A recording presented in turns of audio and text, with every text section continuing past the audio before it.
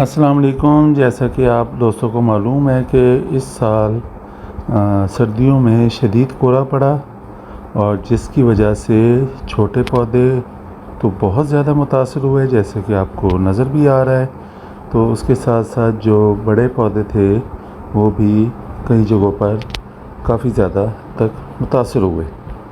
इन मुतासरा पौधों की बहाली के लिए हमने एक प्रोग्राम तरतीब दिया था और उसमें सबसे ज़्यादा जो ज़रूरी हदायत थी वो ये थी कि इन पौधों की आपने फ़ौरी तौर पर कटिंग या प्रूनिंग नहीं करनी है, आपने इंतज़ार करना है। और ये इंतज़ार आपने मार्च के आखिरी तक, यानी पूरे मार्च का इंतज़ार करके और फिर अप्रैल में आपने इन पौधों को जो है वो कटिंग करनी है। तो इसी तरीके से दोस्तों ने हमारी हदायत को फॉलो किया और उन्होंने मार्च तक इंतज़ार किया, किसी किस्म की कोई कटिंग कोई प्रूनिंग नहीं की, नई फोट का इंतज़ार किया।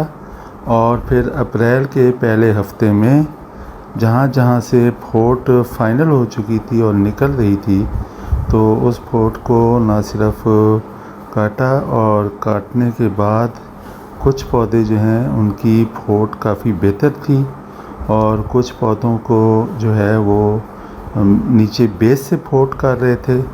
तो दोनों किस्म की जो हमारी नई फ्लैशेस थी वो पौधों ने निकालनी शुरू हो गई और पौधे जो हैं वो बहाली की तरफ आना शुरू हो गए।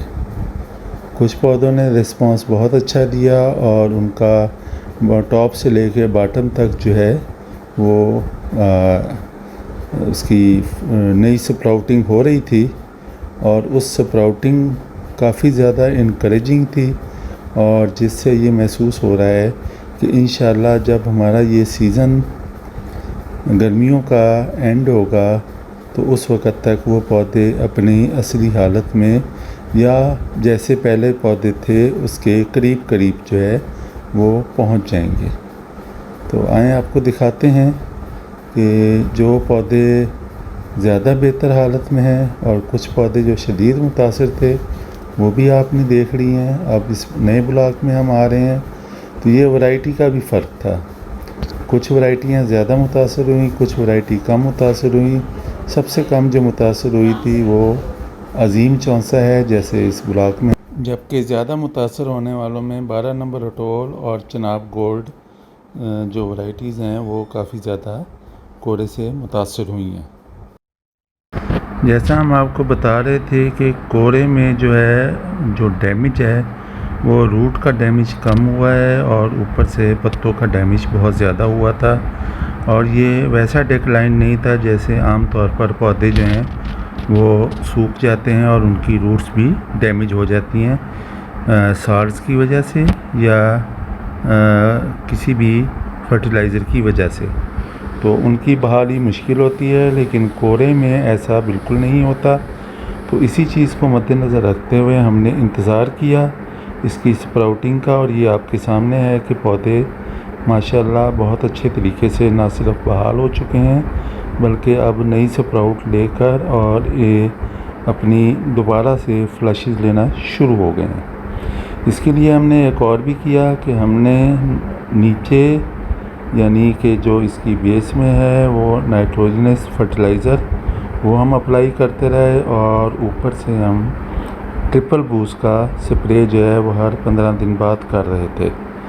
अब जब हमने कटिंग कर ली, कटिंग करने के बाद हमने अच्छी से फंजीसाइड का स्प्रे किया है और अब हम इसको थ्रिप्स का स्प्रे भी कर रहे हैं और ट्रिपल बूस्ट जो है उसका स्प्रे भी लगातार कर रहे हैं।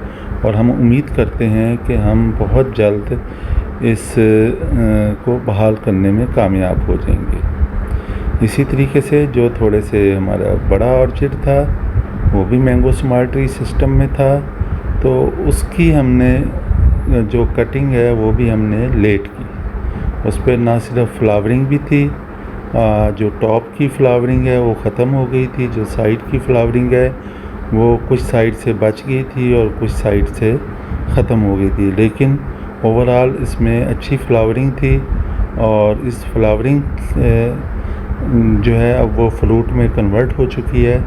तो यहाँ पर भी अब हमने अपनी कटिंग का प्रोसेस जो है वो मुकम्मल कर लिया है। फंजीसाइड स्प्रे कर दिया है। ट्रिपल बूस्ट का स्प्रे जो है हम इसको लगातार कर रहे हैं। ट्रिपल बूस्ट एक बहुत अच्छा प्रोडक्ट है। उसमें सीवीड्स हैं, एनपीके है, ऑर्गेनिक मैटर है और अमाइनो एसिड्स हैं। तो ये बड़ा एक कम्प्रीहेंसिव प्रोडक्ट है और ये पौधों की बहाली में बड़ा इसका वाइटल किरदार है। तो मुझे अब यहाँ से इजाज़त दें। आपको किसी किस्म का भी कोई क्वेश्चन हो, कोई आपने सवाल पूछना हो तो हमारे नंबर स्क्रीन पर आ रहे हैं, आप हमसे रब्ता कर सकते हैं। Thank you very much. खुदा हाफिज़।